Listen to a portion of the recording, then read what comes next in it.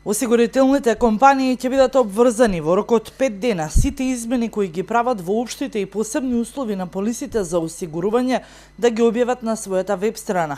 Ова се дел од измените и дополнувањата кои Министерството за финансии ги прави во Законот за супервизија на осигурување со цел заштита на правата на потрошувачите, како и подобра информираност и поголема транспарентност. Во насока на обезбедување на целосно ликвидни средства за непречено сервисирање на обврските на друштвата за осигурување. Предложено е дополнување во законот. Согласно предложената одредба, акцијскиот капитал на друштвото за осигурување мора да биде само во паричен облик и да има уплатено во целост.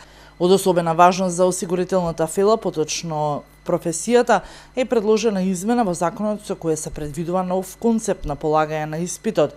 Досегашните електронски начини на полагање се покажа како неприменлив во пракса, поради што и подолг период не се одржал испит. Во измена на законот повторно се отвара оваа можност за професионалците од осигурителната фела.